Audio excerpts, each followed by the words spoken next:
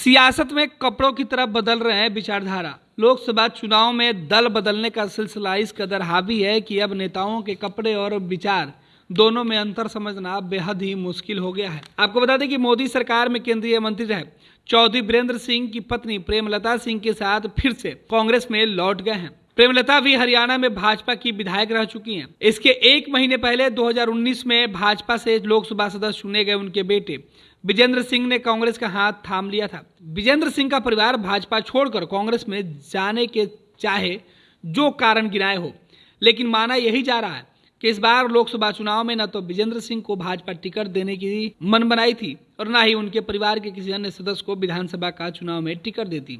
लिहाजा पहले से बीजेपी की मंशा भांपते हुए विजेंद्र सिंह ने परिवार सहित बीजेपी का दामन छोड़ दिया है। विजेंद्र सिंह और उनके परिवार के सदस्यों का भाजपा छोड़ने का ये कोई इकलौता मामला नहीं है। कई अन्य नेताओं ने भी भाजपा छोड़ी है और इसका एक सबसे बड़ा कारण है कि 100 जनों को लोकसभा का टिकट नहीं मिला, यानी परिवार के सदस्यों को लोकसभा का टिकट मिलते हुए नहीं दिख रहा था। भाजपा छोड़ने की तुलना में कांग्रेस और दूसरे दल को छोड़कर भाजपा में आने वाले लोगों की संख्या काफ़ी ज़्यादा है। कुछ समय पहले तक तो स्थिति ये हो गई थी कि करीब करीब हर दिन कांग्रेस या फिर किसी अन्य राजनीतिक दल का कोई ना कोई नेता भाजपा में शामिल हो रहा था। अब यह सिलसिला थोड़ा धीमा हुआ है।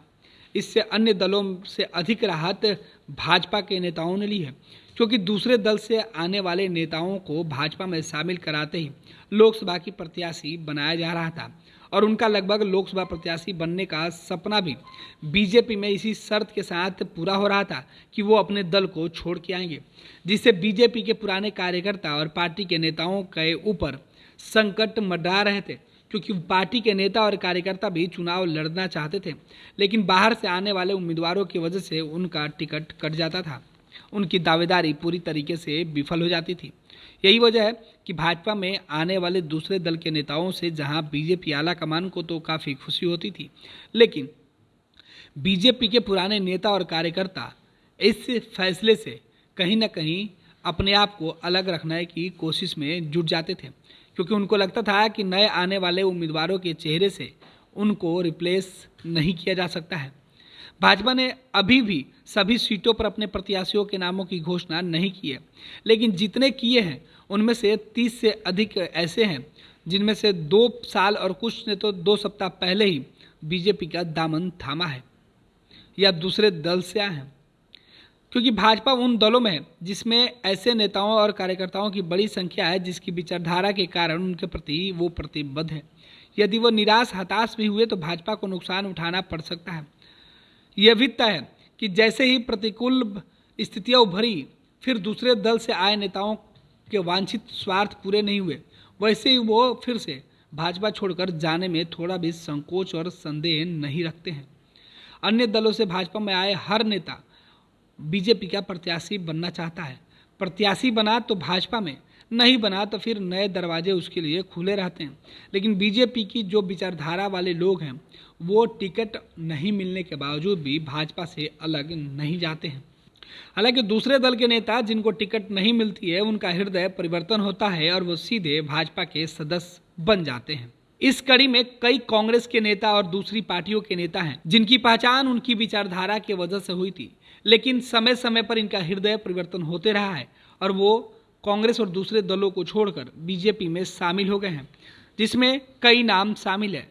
हाल ही में शामिल हुए बीजेपी में विजेंद्र सिंह, गौरव वल्लभ और टीएमसी से कांग्रेस में आए कई जो है नेता वो शामिल हैं। राजनीति में ऐसे नेताओं की संख्या तेजी से बढ़ रही है जिनकी कोई विचारधारा नहीं बची है। उनका कभी भी हृदय परिवर्तन हो जाता है। चुनाव के अवसर पर विशेष तौर पर ऐसे नेता दर्जनों होते हैं जिनका चुनाव में टिकट देखकर हृदय परिवर्तन होता है।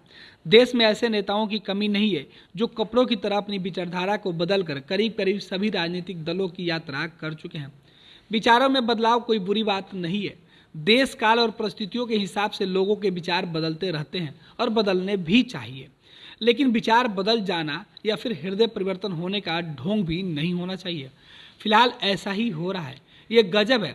मध्य प्रदेश में कांग्रेस के पूर्व विधायक अजब सिंह पिछले 5 महीने से 3 दल बदल चुके हैं। फिलहाल वो भाजपा में है। इसी तरह इसी राज्य में सीधी की नगर पालिका अध्यक्ष काजल वर्मा कांग्रेस से भाजपा में आई और 48 घंटे के अंदर फिर कांग्रेस में चली गई। यह समझ आता है कि कोई दल विस्तार के क्रम में राज्यों में दूसरे दल के नेताओं को अपने पाले में लाए जहां वो कमजोर होते हैं। वह जैसे भाजपा के मामले में आंध्र प्रदेश, केरल, तमिलनाडु लेकर आखिर वो अपने आप को मजबूत करने में दूसरे दल के नेताओं को लेकर आते हैं तो समझ में भी आता है। लेकिन पहले से मजबूत बीजेपी उन जगहों पर नए उम्मीदवार को मैदान में लेकर आती है या फिर दूसरे दल से नेताओं को तोड़कर लाती है जहां से बीजेपी पहले से ही मजबूत है, तो सवाल उठता है कि क्या इनकी विचारधारा कितनी मजबूती के साथ अब आगे भाजपा में बनी रहेगी। एक समय था जब हर दल की विचारधारा होती थी, लेकिन धीरे धीरे विचारहीन दलों की संख्या बढ़ने लगी। अब गिनती के दल ऐसे हैं जिनके पास अपनी कोई स्पष्ट विचारधारा है। राष्ट्रीय दलों में भाजपा और वाम दल ऐसे दलों में गिने जाते हैं जिनकी अपनी विचारधारा है। एक वक्त कांग्रेस की विचारधारा की भी होती थी, लेकिन आज शायद कांग्रेस जनों को यह समझ में नहीं आ पा रहा है कि उनकी भी कोई विचारधारा है, क्योंकि आज की कांग्रेस के लिए उद्धव ठाकरे की शिवसेना भी सेकुलर दल की तरह दिखती है। विभाजन के बाद जिन्ना के मुस्लिम लीग के बचे खुचे नेताओं की ओर से बनाई गई इंडियन यूनियन मुस्लिम लीग भी बदलते समय और जनता की आकांक्षाओं के अनुरूप विचारधाराओं के बदलाव में आवश्यक हो जाता है। नहीं तो हाल वामपंथ की विचारधारा जैसा होता। लेकिन बड़ी संख्या में नेताओं के पाला बदलने के जनता की आकांक्षाओं पर परिणाम बिल्कुल भी सामने नहीं आने के साथ ही नेताओं के विचार फिर से बदल जाते हैं। और यही वजह है कि कहा जाता है कि ऐसे नेताओं का हृदय परिवर्तन जब होता है तो उनकी विचारधारा मर जाती है या फिर वो नए विचारों को जन्म देने लगती है। ये लो मुंह मीठा करो, आज मैंने अपना जॉब छोड़ दिया। अब हम पूर्णिया वापस जाएंगे। जॉब छोड़ दिया है? मतलब ये घर कैसे चलेगा? हम करेंगे क्या? और माँ बाबूजी क्या बोलेंगे? इसलिए मैं एक और मिठाई का डब्बा लाया। अपने बिजनेस के लिए लोन अप्रूव हो गया। अरे लोन अप्रूव हो गया वो तो ठीक है, लेकिन पूर्णिया में हम रहेंगे कहाँ? अपना घर भी तो नहीं है वहाँ। इसलिए तो एक और मिठाई का डब्बा अलग से लाया हूँ। हमने पूर्णिया में घर ले लिया है, पूर्णिया के ई होम्स पैनोरमा में। पूर्णिया में पैनोरमा ग्रुप लेकर आए हैं ई होम्स पैनोरमा। बड़ा घर, आलीशान जिंदगी और अत्याधुनिक सुविधाओं के संग। अरे अरे, अब क्यों मुंह मीठा करवा रही हो? क्योंकि हम घर वापसी जो कर रहे हैं। घर वापसी की खुशी पूर्णिया में ई होम्स पैनोरमा के संग। ई Homes Panorama, luxurious lifestyle redefined.